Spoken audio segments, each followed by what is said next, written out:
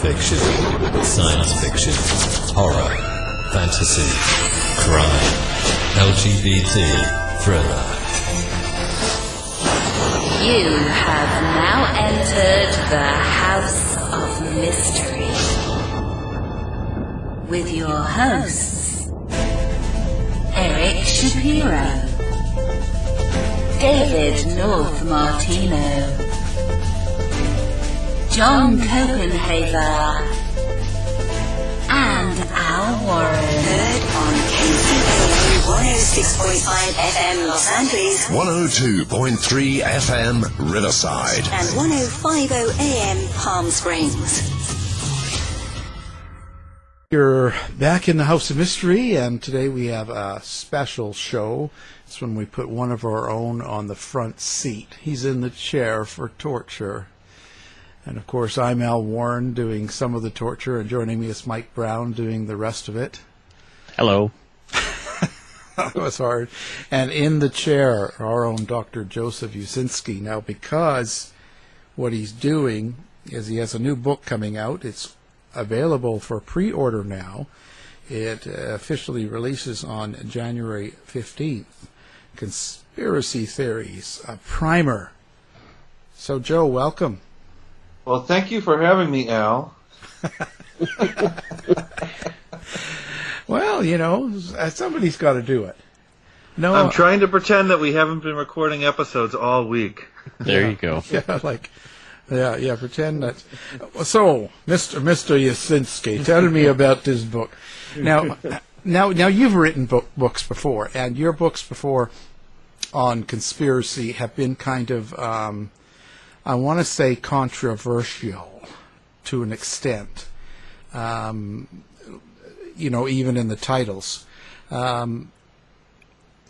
So why write another book, and this book in particular?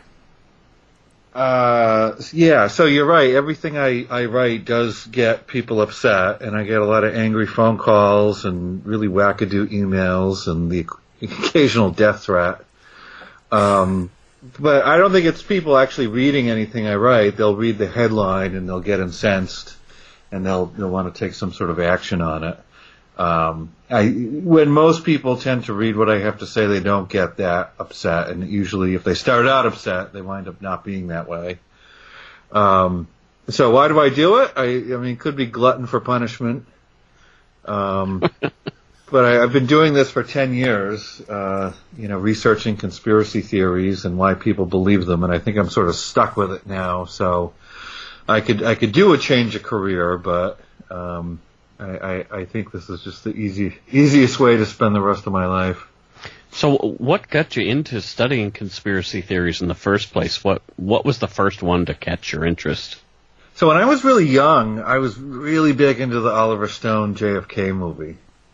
And I think a lot of people who, a lot of Gen Xers who saw that movie, it captured our attention. It's like, oh my God, everyone's in on it, and we're living in a world where everyone's part of a shadowy conspiracy and nothing is what it seems. And so it's sort of a neat idea, and for me it was rather titillating, but I never thought of it as a topic for research or anything to be explored.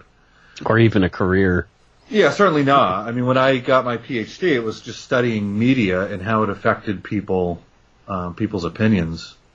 It was late after I got my job here at University of Miami that one of my colleagues came to me and said, "Hey, let's do this conspiracy thing." And I was like, that sounds stupid.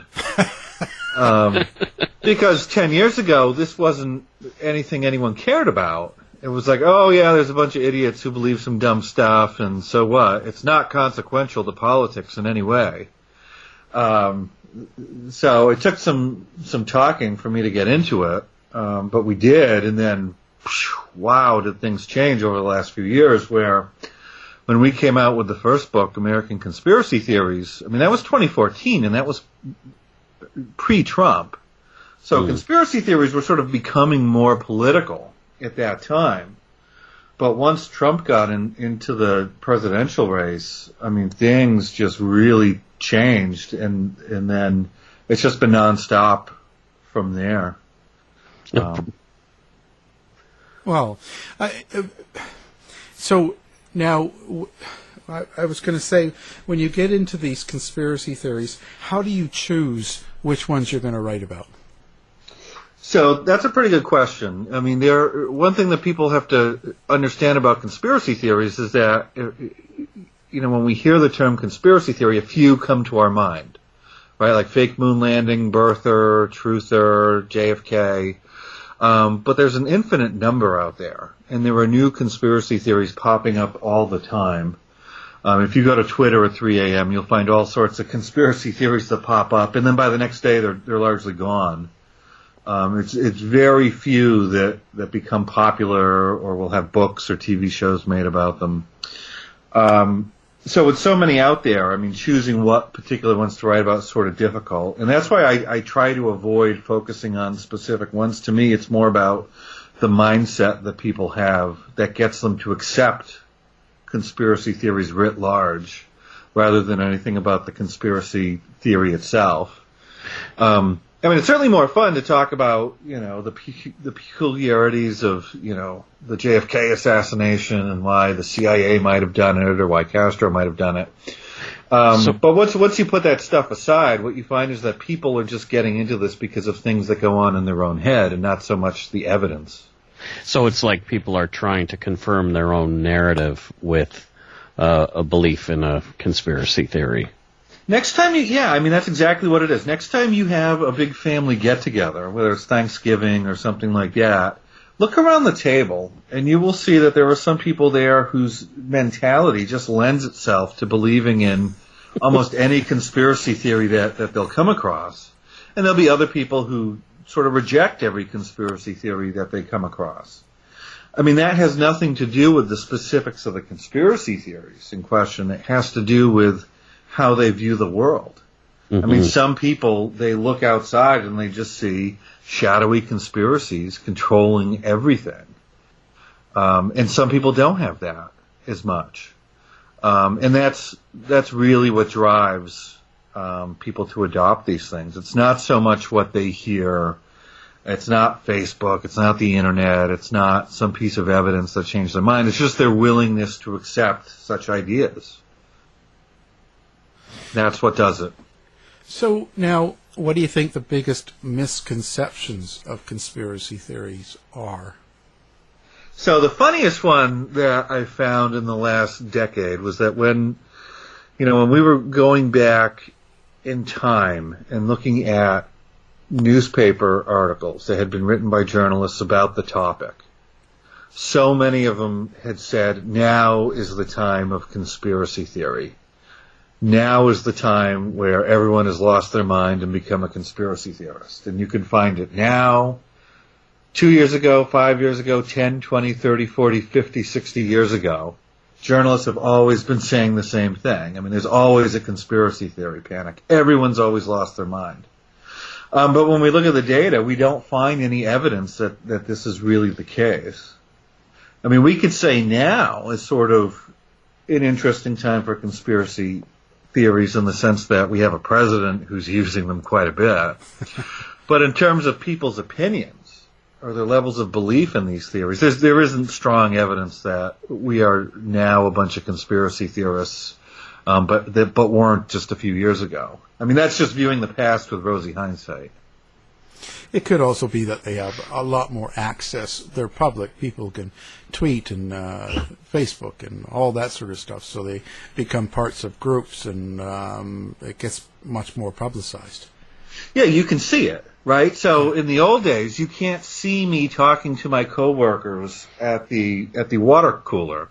But now, because we're talking in text to people in public forums, you can see what people are saying, and you can sort of catalog it. But again, it's just like any epidemic where you start measuring it better and you're going to find more of it. And people say, oh my God, we have a marked rise in this. And no, we don't have a rise in it. It's just that people are paying attention and we actually have a way to measure it now. It doesn't mean it wasn't going on before.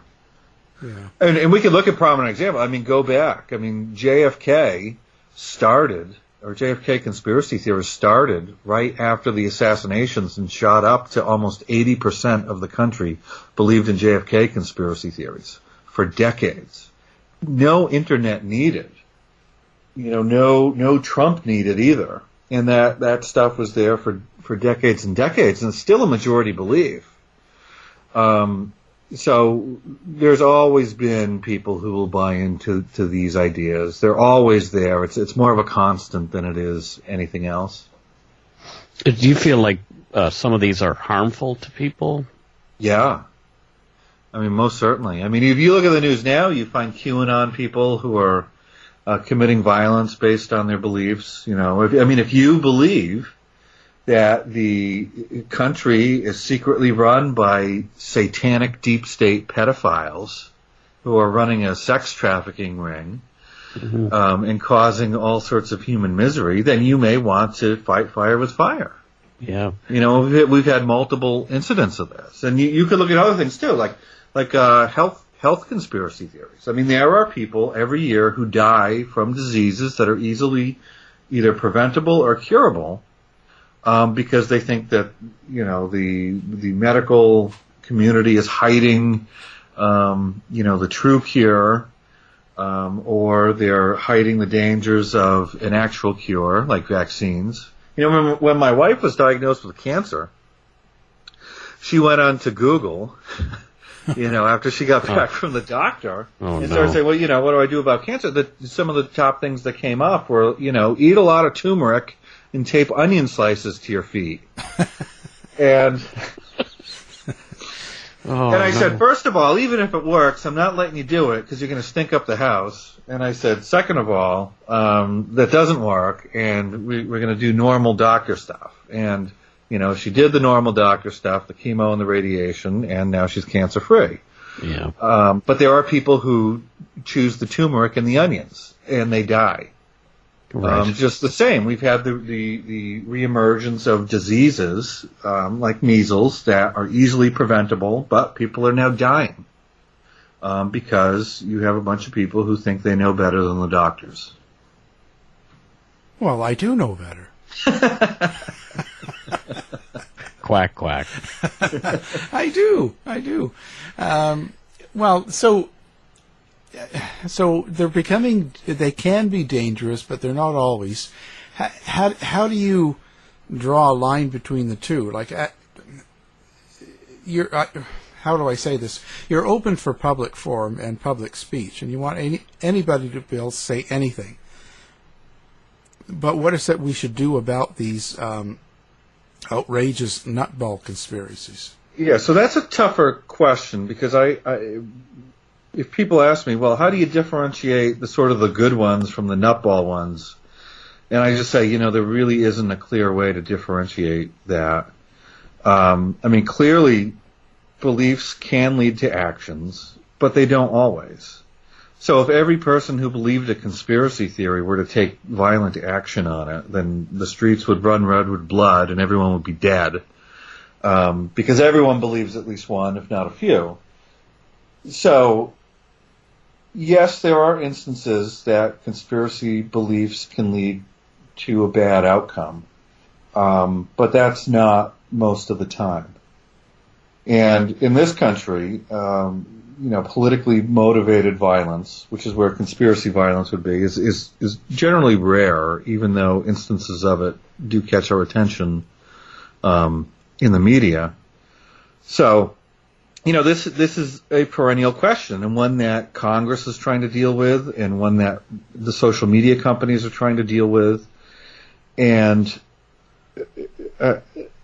I think the answer is there really isn't anything good that could be done that wouldn't already or that wouldn't infringe seriously on free speech rights.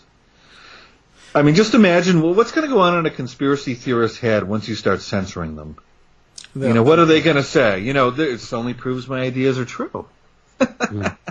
And it's not going to change anyone's belief if we start censoring or, targeting conspiracy theorists in some way. So it's an election year right now. Yeah. Are you noticing anything more prevalent than anything else? Some real prevalent conspiracy theory popping up to prop up the current president, or to maybe even knock him down? Well, clearly, I mean, you've had for the last 2.5 years this idea that Trump is somehow a pawn of Putin. That was largely decimated by the Mueller report that showed that Trump was not coordinating with the Russians and was not some sort of pawn of Vladimir Putin. Now that the Democrats sort of moved on from that, they're now onto the impeachment, which seems to be much more grounded in actual abuses of power. But Trump has defended himself against both by saying there's a witch hunt out to get him, and this is all just Democrats conspiring against him. So that's gonna continue through the election and even after, regardless of what the outcome is. But the bigger problem I see, besides the conspiracy theories, is the fear of conspiracy theories, where right now you have Congress and mainstream media outlets like the Washington Post and New York Times putting pressure on social media companies to limit free speech, particularly speech by politicians. Like today, the New York Times is saying, we want Facebook to decide if politicians' ads are true or not, and then to somehow, I guess, censor the ones that they decide aren't true. I mean, it's incredibly Orwellian. I mean, just first of all, like, a bunch of Congress people are like, we lie too much, so we're going to blame Facebook for it and make them come up with some algorithm that can stop us. No, how about Congress start holding themselves accountable, and if a member of their body lies, they boot them? Why don't they do that? Why would Congress call, Zuckerberg, the CEO of Facebook, in front of it, to talk about lying and say how important it is to get lies off of Facebook, but, at the same time, Congress has carte blanche to say anything it wants on the floor. And that's enshrined in the Constitution, and the reason is because they know that in politics you need free and completely open debate. But somehow Facebook is just too important to have such a thing. So if you're doing a markup on a bill, you can say anything you want, but if you're hanging out at 2 a.m. on Facebook, no, we have to censor you. Yeah. Well, personally, I think the problem with Facebook or any of the social media is there's too many groups that represent themselves as a media or some sort of a news place. Like Alex Jones did for years, where they were InfoWars News, and Breitbart and stuff, and so they could publish anything, and they're not getting sued or they're not held at the same standard as someone like the Washington Post. Well, who knows? I mean, it's the mainstream places make mistakes too. They have their own blind spot. Yeah, they have their own blind spots, and sometimes they have egregious errors that they won't always retract or fix. Right. I'm not trying to say that Breitbart's on the same level as the Washington Post and the New York Times, but the distinctions aren't always quite that easy. Part of the problem is that people view politics as a game, like sports, or as a soap opera, like celebrity gossip, or something like that. So just like in those domains, you've had a lot of, shoddy news reporting. When you walk through the grocery aisle and you get the Inquirer or something like that to hear about the royal family or this actor or that actor, and nothing's really, you don't put that much stock in it.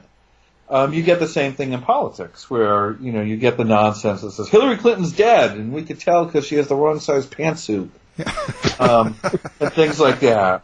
So you mean Bat Boy's not real? Yeah, yeah. So this has been going on for years. It's just now done in the domain of politics because people view it the same way they view these other domains. Or at least some people do. Yeah. But as dangerous as it sounds, and there could be instances where it would cause serious problems. I mean, its effect is vastly overestimated. And part of the reason for that is when the Democrats lost in 2016, they had to find a boogeyman. They couldn't simply say, we screwed up. Or Donald Trump beat us because people like his message. Instead, they buried their heads in the sand and said, it was some crazy conspiracy with Russia, and it was the fake Russian news that did this. And no, there just isn't strong evidence that was the case. I mean, you largely know how people are going to vote months in advance, if not decades in advance of an election. So to say that some freaking Facebook ad changed how somebody was going to vote is absolutely ridiculous. When you look at the amount of money that was spent on these Facebook ads, it's a drop in the bucket compared to the billions that was spent in the election. Oh, but as soon as I heard Hillary was eating baby pizzas, I mean, that I couldn't vote for her. Eating baby pizzas? That sounds good. The thing with this is it sounds wacky, but I get accused of the same thing. Yeah. I mean, somebody found a picture of me wearing red socks, and they said, well, this shows he's one of the satanic pedophiles because, they said that the red shoes and red socks are made of the baby's skin after we cook the babies, and then we wear red shoes and socks. Communism. I thought you were a commie for. Oh, probably that too. Well, only commies eat dead babies. Yeah. So, but the funny thing is, you can look at these beliefs and you can find where they come from different places, right? So. You'll have the people who are concerned about the sex trafficking, and then you'll have people who are concerned about Satanists and people who are concerned about deep state things. But that's the thing with conspiracy theories, that you can choose your own adventure. There's not like one official version of any theory. You can just make up whatever you want and roll with it. And if you follow Twitter closely enough, you'll see that that's entirely the case. People can come up with their own fan fiction about anything, and that's their new reality. I did kind of an experiment this year for Christmas with some of my listeners, well, all of my listeners. I did Die Hard as though it were a real true crime thing that happened, and we played it completely straight up and told the story of the incident at Nakatomi Plaza, and the reactions of people has been really fascinating. Some people really believe that this thing had happened just because we told them it did. Yeah, I mean, you can go back through history and find examples where this happens. I think sometimes we overblow people's willingness to believe things they hear. Like if you go back to the back in the 30s when they were talking talking about an alien invasion or something like that. And when I was taught this in high school, they say, everyone, escaped because they thought the aliens were coming. It was a small number of people once they went back and looked at it. Or the example where Johnny Carson said, I think in the 70s, that, there was a shortage of toilet paper. So some people did go out and start stocking up on toilet paper. But sometimes these messages don't have the power that we ascribe to them because people don't listen as well as we assume. And they're lazy. I could do without toilet paper. I could do without toilet paper. I got some newspaper. So what do you think the role of the internet is? What role does it play with conspiracy theorizing, and how much does it have an effect on it? So people think that the internet is like the biggest driver of conspiracy theories. But I don't think that it has deserved that reputation at all. And the reason for that is, we could just look at the data. Conspiracy beliefs were alive and well before the internet showed up.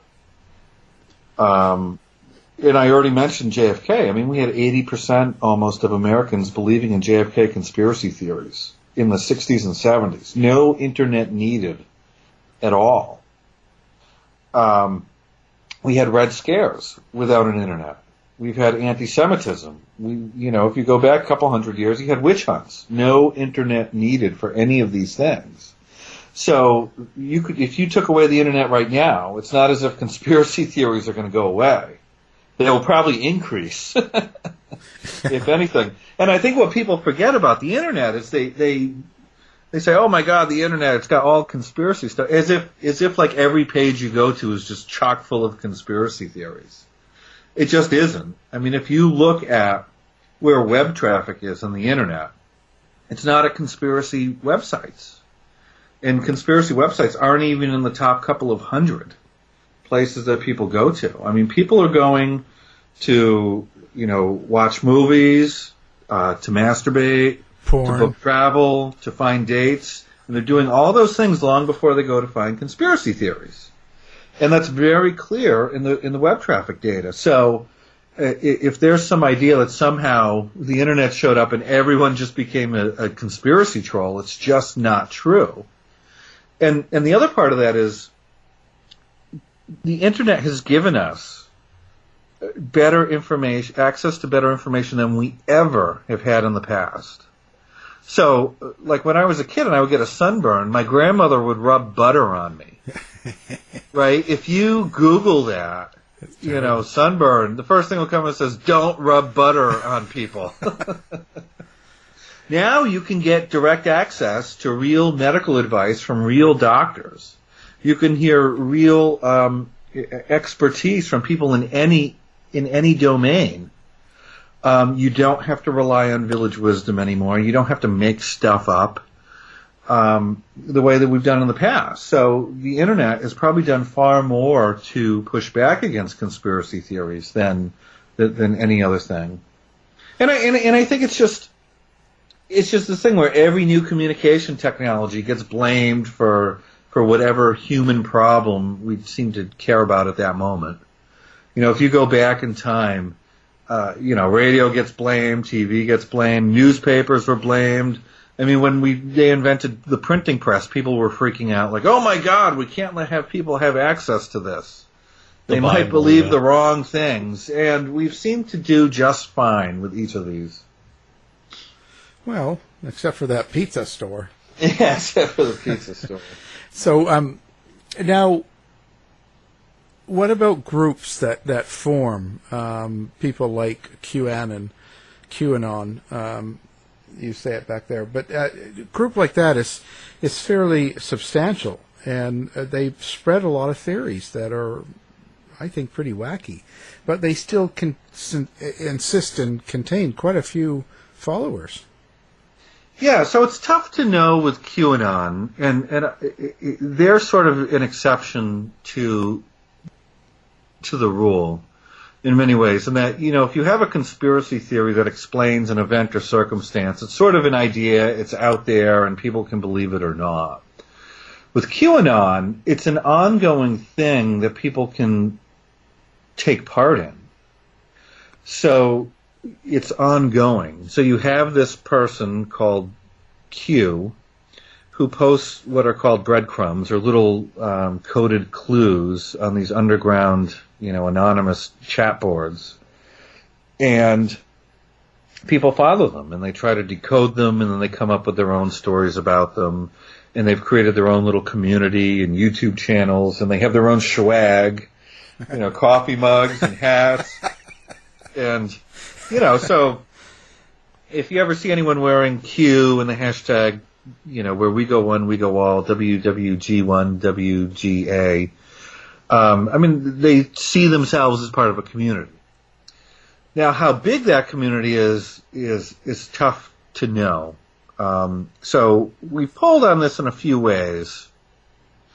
The best I could tell, is about 10% of the country, when we last polled on it, thought that QAnon, they viewed it somewhat favorably. So we gave people a feeling thermometer. So from 0 to 100, if they ranked it 100, they really liked it. If they rated it 0, they really hated it. Only about 10% of the country put it above a 50, which for a conspiracy theory or any political object is really, really low. I've said this before on Fox News, and all the Q people were going crazy on Twitter, like, "Oh my God, that's 30 million people. We're taking over the world." And I said, well, It's when we also polled about Fidel Castro, Castro comes in about as popular as QAnon, and Castro is not very popular. So that's about where they're at.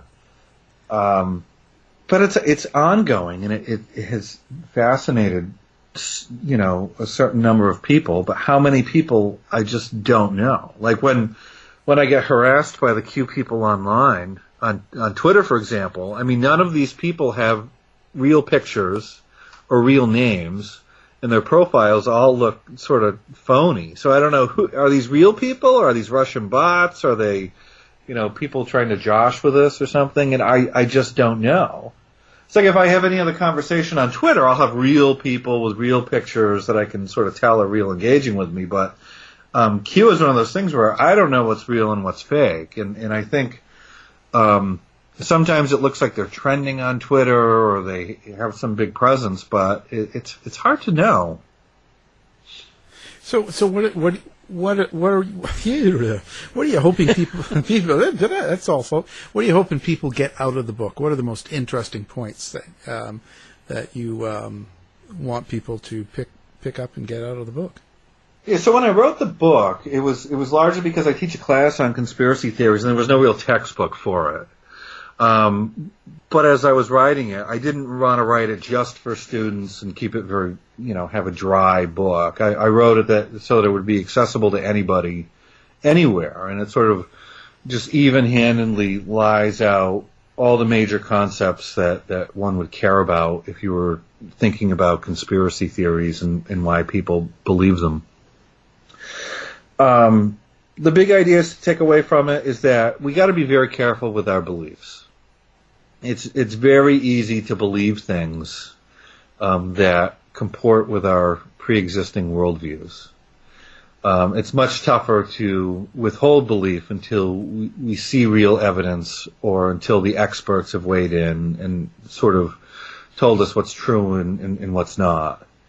And I think that's sort of the important thing, is that it's important to think for yourself.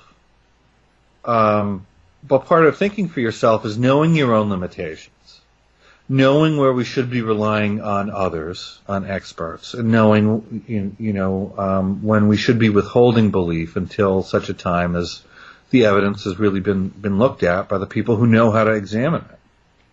So, if you think about why do people believe what they believe,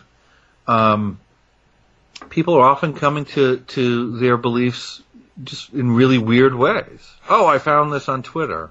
Oh, my uncle said it. Or, oh, I just made this up last night and it makes sense to me. Or, oh, I found it on some strange web page somewhere.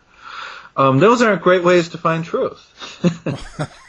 So if we want to ask questions like, is the earth warming? Or are vaccines safe? Or do vaccines work? How do we cure cancer? I mean, these are things where we have to understand that the average person doesn't have any expertise in this whatsoever.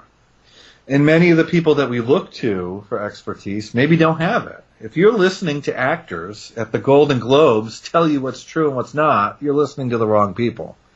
If you're listening to politicians in your preferred party tell you what's true and what's not, you're probably listening to the wrong people.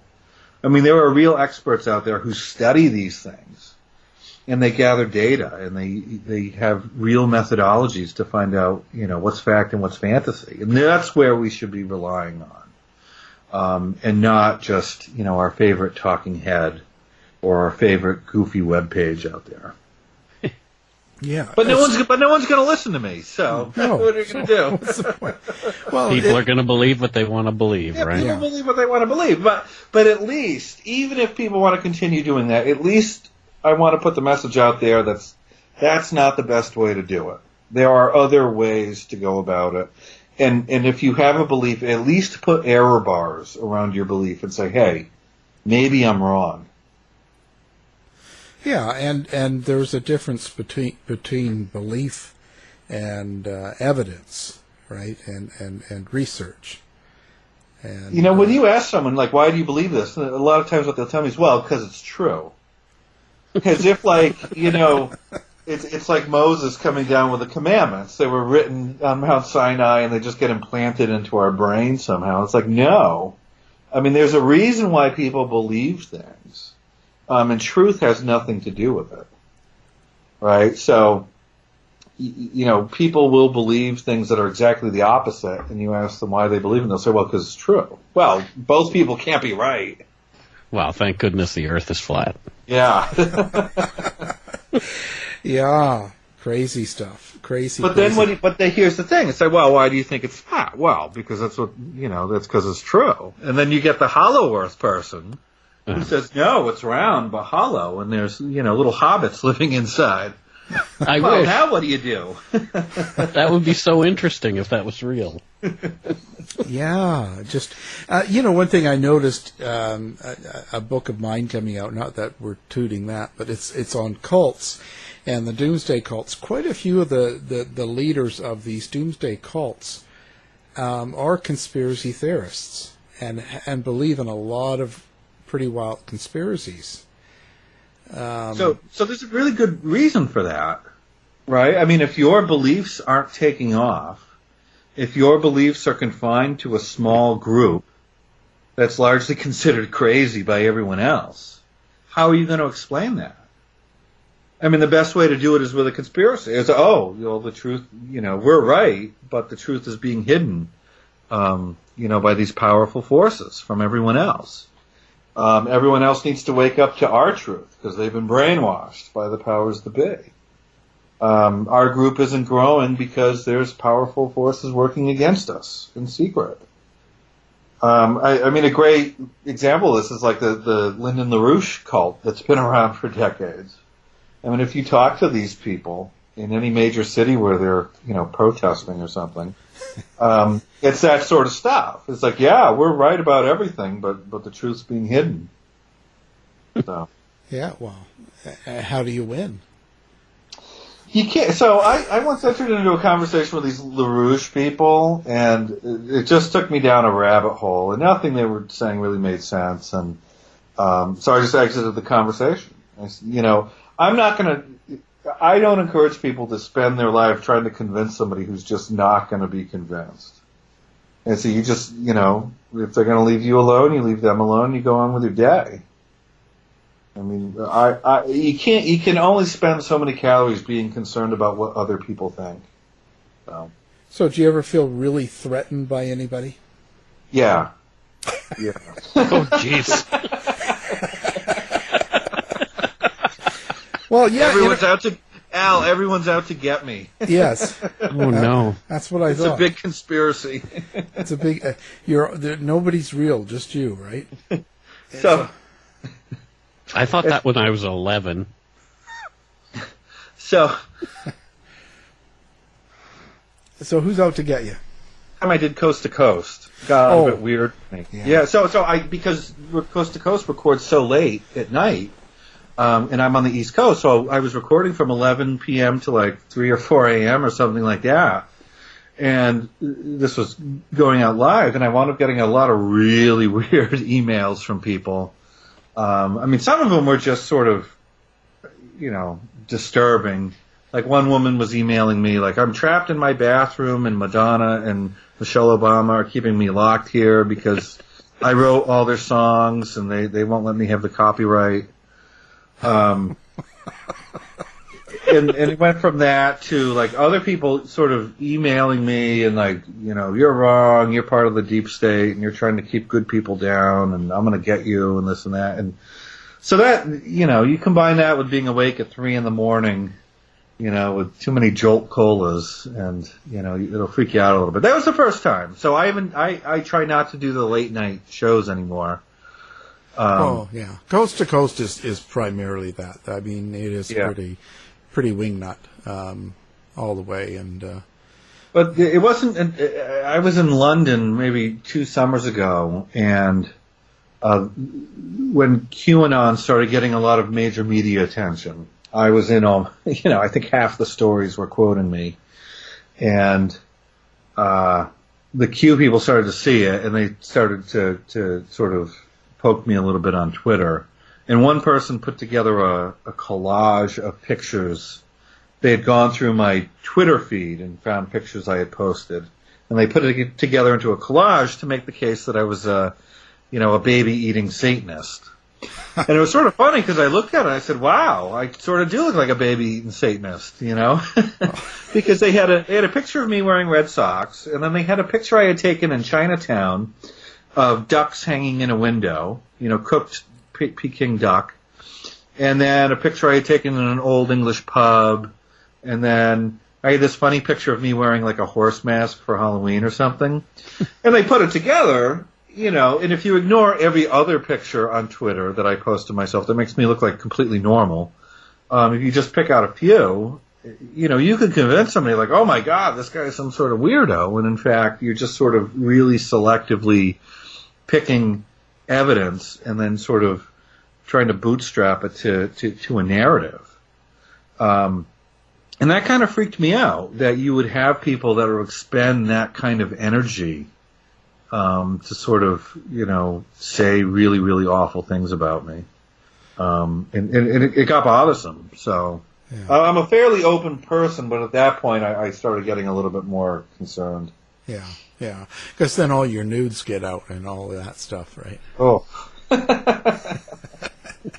Oh. Now, as far as is this an American problem or is this a problem in the world? And how do they compare? So it's a world problem, but it's tough to compare in different places, right? So if you think that the government here killed JFK, you're engaging in conspiracy theory, right? Yeah. But if you are a North Korean and you think that the government is assassinating, people, you're probably right. So it's there is some serious context there, right? So if you believe the official story in the U.S., you're probably going to be right more often than not, even though sometimes the official stories will be wrong and absolutely need to be challenged, right? Now, no system's perfect. But if you believe the official story in, a place like North Korea or Cuba or something like that, where the authorities can't necessarily be trusted, then, you're going to be wrong more often than not. You're better off believing in the conspiracy theories. So there is a major contextual problem there, and that makes it really difficult to compare from place to place, right?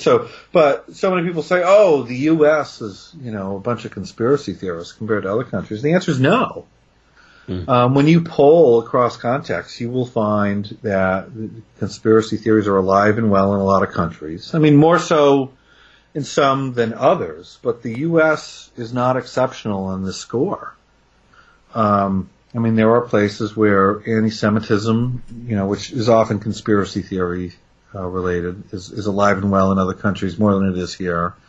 Alien beliefs, we found, are more popular in Argentina than they are in the U.S. And I always thought that was just a U.S. thing, but Argentinians dig their aliens too.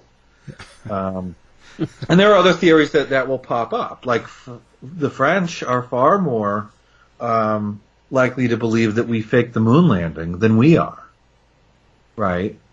And part of that is probably context dependent. The moon landing, Americans did it. It's a point of pride for us. We're not going to think that we faked it. But the French are like, screw the Americans. We think they're a bunch of phonies. They faked the moon landing. Well, they like Jerry Lewis too. So. Yeah. Wow. Wow. I don't know. So it's pretty much the same no matter where you go. You can't get away from conspiracy theory by moving to England or Australia. Yeah, so England is pretty much on par with us. I'm going to guess that Australia is too. I haven't done any polling there myself, but I have seen some other polls. Sweden seems to be the least amount that I've found. It's not to say it's non-existent, but if you want to get away from it all, go take a vacation in Sweden. How are these Scandinavians so much more civilized than the rest of us? And I'm starting to wonder what's going on there. I don't know if that's the case. I think they have some things that they do much better than we do in the U.S. But they aren't immune to conspiracy-driven politics in some of those countries. I mean, it's there too, and it's bubbling up. particularly around things like immigration, where they think, the government's trying to get rid of our culture and trying to bring in all these cheaper minority workers. I have family in the Netherlands right now, and it's a big problem there. Yeah, so we would like to think, only in the U.S. are people this crude that they would think such as, but no, you'll find it all over the place. 50% almost of the French buy into the white replacement theory, that government and corporations are trying to get rid of white Europeans in favor of cheaper brown workers. And that theory has led to quite a bit of violence so far. I mean, you had the New Zealand shooting that was based largely on it. You had a shooting in Texas that was based on it. But just imagine when something like that becomes popular. You're going to have someone out there who thinks they're trying to get rid of me and people like me and get rid of my culture, and they're trying to, replace me. Someone's going to get violent on it. So that's one of the things. If you say, what do you think's dangerous? I mean, clearly in recent years, those sorts of immigrant conspiracy theories are very dangerous because people will take violence against relatively unprotected groups with deadly consequences. Now, we've had people on before, and one recently, remember when we had Pellegrino on and talking about the anti-nuclear group, or the group that thought that the bombings never happened in Japan. How can we address such things? Things like that seem, just like the no people that said the Holocaust didn't happen, that try to revise history. It's going to take more than a conversation or a tweet, So, some of these beliefs, if people really buy into them, and that's part of their worldview, I mean, good luck trying to change that, right? So I give a thought exercise to people. I mean, if you think you're going to change people's beliefs about something, I mean, put a Jew and a Catholic together in a room. 10 minutes later, are we going to come out with two Jews or two Catholics? Or are they going to compromise on something? And, Jesus was the Son of God on Tuesday, but not the other couple of days. I mean, it's not going to happen. Yeah. Right? If you put an atheist in a room with a Catholic, are they going to, divide up the Ten Commandments and just pick the 5 they can both agree on? People aren't going to let things go just because you have a conversation with them. Or just because you scream at them that they're wrong. It's going to take a lot more than that. But it can happen. I mean, we have stories of people who are, white supremacists who sort of leave the movement and, figure out that their beliefs that they were holding before were wrong. We've had people deconvert out of cults and things like that. But to do it on a mass level, where, I don't know what to say to a person who thinks that the planes that flew into the Twin Towers were holograms. Like, what am I going to say to that person that's going to change their mind? I mean, my guess is they're pretty invested at this point.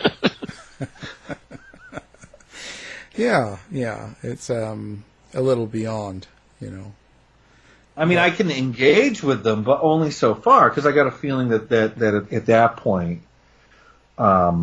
if they've adopted that belief, I don't think there's much there for me to argue with. I don't think they're dealing with the same sort of epistemology that I have. They're not going to come to a belief or to change a belief in the same sort of way that I would present evidence or argue with them.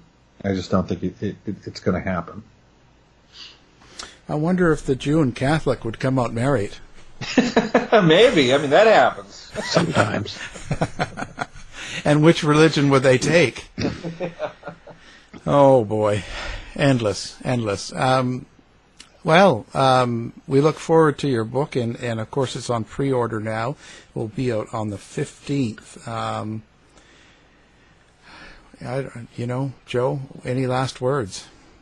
Be nice to each other. we're all going to bump into people that we disagree with about a whole lot of different things. And just like politics and religion, conspiracy theories are just another one of those things. So we got to figure out how to live with each other and learn from each other and get along. Yeah, Alan. Yeah, Al. Blame it on me. Blame it on me. I was just going to say, now, do you think there's some sort of component to religion and politics and conspiracy that work together? Yeah, in the sense that they are all explanations of how the world works. Mm. And people don't want to negotiate on those. Right? And part of the reason for that is that it's sort of socialized into us. It's ingrained when we're young. Right? It's not like people turn 30 and then like, oh, I'm going to go find a religion and find the one with the most evidence for it. I mean, most people are in a religion because they're brought up into it. So it's very hard to leave it behind because you were taught it from a very young age and it seems very real to you. Same thing with our politics and same thing with our view of conspiracy theories. So these are stemming from core parts of our personality that we were brought up with, and it's difficult to convert out of. So, I see the Illuminati's making a big comeback too. It's about time. Yeah. Oh, that's fun. Somebody's got to do it. Like everything's going down the tubes in politics. So if only we had a group that can really run things right. Bring back the Illuminati. When in doubt. So, Joe, anything else? Now, who's your favorite? Just before we go, who is your favorite people to talk to in the conspiracy world? Oh, like in terms of conspiracy theorists, or yeah. I get a lot of emails, so I enjoy it to the point where somebody has something new and interesting to say. But if the emails that are just accusing me of being a part of it, that's sort of blasé at this point. Yeah. But if you've got a new theory about how the moon is flat and has an alien lizard base on it, then I'm all ears for that. So, well, guys, you can find Joe on the web as well. You've got a website, joeuscinski.com, right? Yeah, JoeUscinski.com, and the book is on Amazon, available for order now.